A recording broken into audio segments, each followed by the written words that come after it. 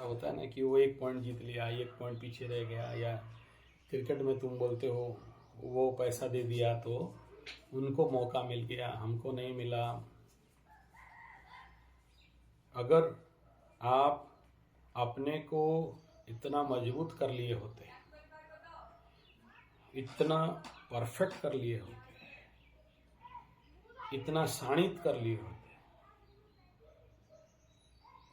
कि कितना भी कोई पैसा दे दे, चयन कमेटी, सिलेक्शन टीम जो सिलेक्शन में बैठता है, मैनेजर, कैप्टन, बिना आपके वो मैच में उतरने का भी सोच नहीं सकते। तो इसमें क्या है? Practice, practice max a man perfect. जब तक एक व्यक्ति उस लेवल का प्रैक्टिस पे नहीं उतरे तो कहाँ से उस प्रकार के लेवल पे जाएगा? बोलते हैं सिद्धू या कोई बहुत बड़ा टूर्नामेंट, उसका फॉर्म खराब था, दिन रात 24 घंटा 6 मारने का प्रैक्टिस कर रहा था, तभी जाके वो इतना बड़ा नाम कमाया। तो वो प्रैक्टिस है ना। चलो तुम्हारे अंदर कुछ क्रिकेट है, लेकिन अगर उसको प्रैक्टिस नहीं करते हो तो परफेक्शन कहां से आएगा? कितना देर देते हो, कितना समय देते हो उसके लिए? अगर समय नहीं देते हो तो फिर तुम सिलेक्शन में जाओगे तो तुम कहीं का नहीं हो।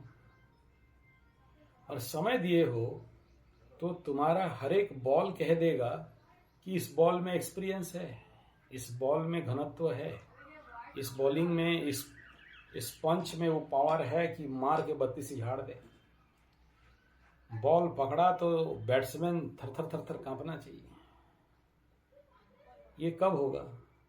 जब तुम्हारे पास सुपर प्रैक्टिस हो, उतना टाइम दिए हो, और फिर उसमें फोकस होना चाहिए। तो उसके लिए उतना देर का मेडिटेशन होना चाहिए, उतना ध्यानस्थ होना चाहिए, उतना केंद्रीभूत होना चाहिए। और जब बॉल फेंकते हो, बॉलिंग करते हो या पंच चलाते हो, तो उस पंच के अंदर तुम्हारा पूरा वजूद होना चाहिए।